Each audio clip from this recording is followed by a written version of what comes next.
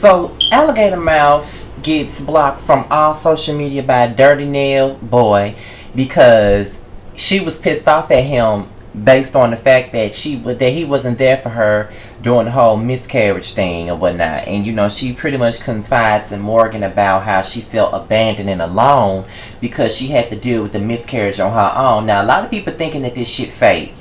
And I really don't think that these bitches would go so far to keep a chick to try to fake a miscarriage and offend all the real women out there that had a damn miscarriage. So I'm gonna hope that Alligator Mouth and Dirty Nail Boy Tell 'em wasn't just making up a miscarriage for the sake of a motherfucking storyline. You know what I'm saying? I would really hope not. And I really do feel bad for Alligator Mouth simply because I do think that she's pretty. I do think that she's dumb as a box of rocks, just like Portia. Pretty but dumb. But I don't think that she deserved to go through this by herself because that was a kid that they made together. You know what I'm saying? And it's pretty clear that they lack communication in their relationship. And with him blocking her on Instagram and Twitter, that was all the way fucked up. And he knows that it was fucked up. And even in the midst of them sitting down having a conversation together,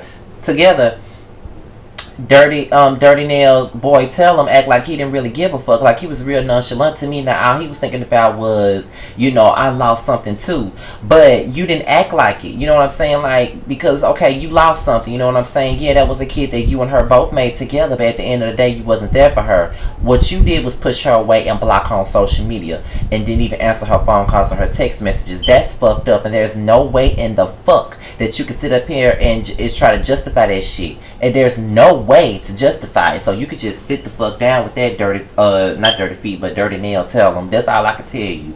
But all I gotta say is, I'm just gonna pray for Alligator Face. You know what I'm saying? I really hope that she gets past the whole miscarriage thing because that's that's an iffy subject for any woman to lose a baby. And I really pray that she gets her ass off the show. So Tierra decides that she wants to hook Nikki up after Nikki has been, going ape on bitches about, Molly Mall with his gay looking ass. And so she decides that she wants to hook her up with Lil Fizz. My thing about it is, Lil Fizz already just broke up with the damn 43-year-old looking ass bitch Amanda already for being a cheating ass slore and a thought. Being a Taco Bell thought. So now Tierra thinks that it's a good idea to hook him up with his Dollar General brand ass Barbie doll.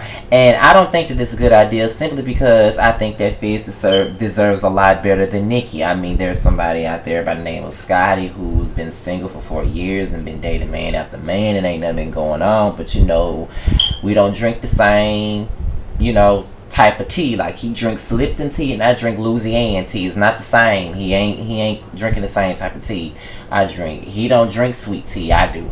So it is what it is. But I don't think that Fizz needs to be with Nikki's rich spoiled ass. But when they go out on a date by themselves, they seem to be feeling each other. But I don't know. I don't know how the hell this happened. I don't know what the hell made Tierra think that this was a match made in heaven.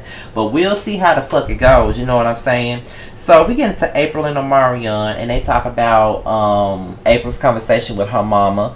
And looking at an old picture of her mama and looking at her mom today, it looked like her mama went through a rough time. And it's probably because the cameras are around that she don't want to discuss the situations with her mama. And sometimes, these old school moms don't want to talk about their problems on no show like Love and Hip Hop. If you want to hash out all your mommy issues and take your ass to Eon to fix my motherfucking life. That's what the fuck you need to do, April. But it is what it is. Like, a lot of people's going in on April about that last week. But I wasn't. I just like April because she don't be in no drama and she just cool people to me. So I like her. I can see myself hanging with the bitch. But her and Omarion are so cute. They are probably like the most positive people on the motherfucking show. And I hope that Mona don't get rid of them because I am a huge fan of April and Omarion. Like, I love them so much. Especially when they do their little freaky talk. And April been pregnant for most of the show and now she want her some dick already. And her 6 weeks ain't been up yet, and she's asking Omarion to eat a pussy, and he asking her to suck his dick, and they both agreed to give each other that job. You know what I'm saying? It is what it is. So that was really funny.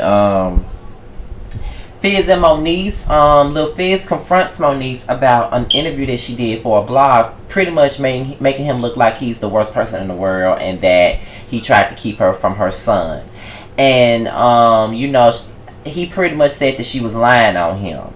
And as much as I like Moniece, I do think that her vindictive ass was lying on that damn boy, because I don't believe that Lil Fizz tried to keep the baby away from her. Like, it did kind of seem that way at the beginning, but just looking at his character on the show, I don't think that he kept her from the baby. I do think that she got a bunch of issues, you know what I'm saying? She real violent. She couldn't take care of home, so that's why she let the baby stay with him until she could take care of home. But I don't think that it's cool for Moniece to be going out in the public eye defaming his character just because she was in her feelings and then she's upset with him about how she looking on Love and Hip Hop. I don't think that that's fair, and I don't think she should do him like that. You know what I'm saying? Because Lil Fizz is pretty harmless. You know what I'm saying? Like, I ain't never liked a guy like that on Love and Hip Hop before, with the exception of Lil Scrappy. See, I got a love and hate relationship with Lil Scrappy. And, Lil Scrappy does a lot of fuck shit, but because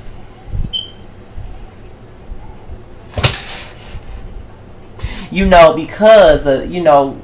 looks, like, let's just put it like this. He's a no good ass motherfucker, just like Forrest from Hollywood Divas is. He ain't got too much of shit, just like Forrest from Hollywood Divas don't. But I still find him the fuck attractive. See, there ain't nobody and you know what I'm saying? That is my problem. This is why I ain't got nobody now. I go for motherfuckers like that. The Scrappies and the Frankies and you know what I'm saying? Like,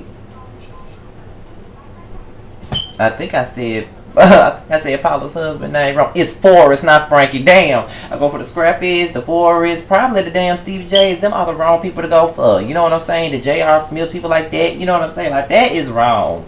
The assholes. That's what I usually go for, and that just ain't cool. But whatever. So Hazel wants to come to Tierra and fix their friendship, which I do think they need to. I like them as friends. As dumb as Squidward was, I do feel like, you know what I'm saying, they need to fix their damn friendship. So, they pretty much hashed out everything, and they pretty much said that they were both wrong in how they handled their relationship. However, I feel like Squidward is doing way too much when it comes to this Young Berg thing. And like Tia was telling her, you're beefing with bitches over a nigga that don't even want you, a nigga that wasn't even your nigga to begin with, and you were fucking up friendships because of that shit. You know what I mean?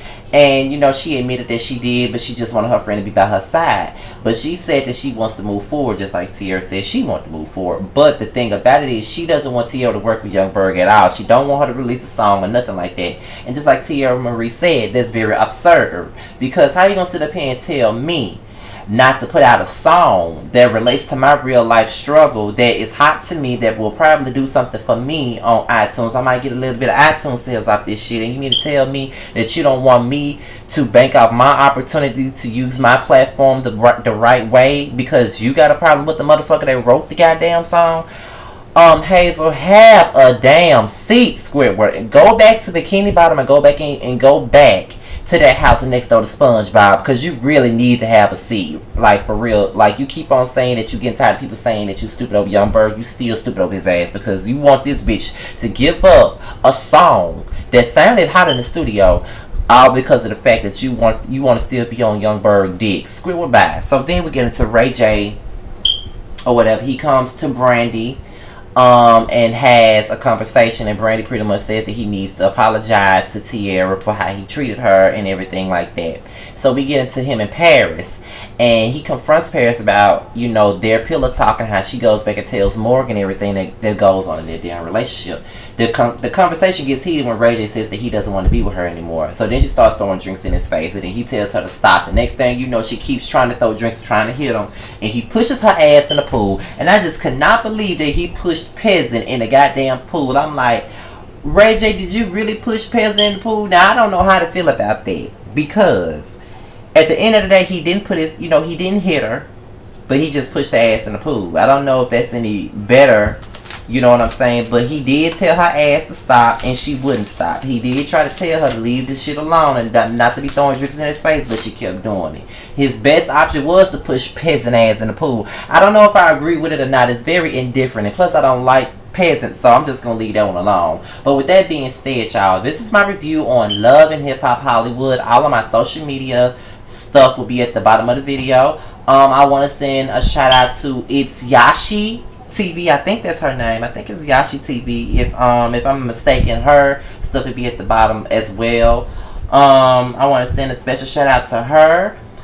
And I think that's it for now. I'm about to go and film my cave and share my life review, and I'll talk to you guys then. I'm out here, y'all. Peace.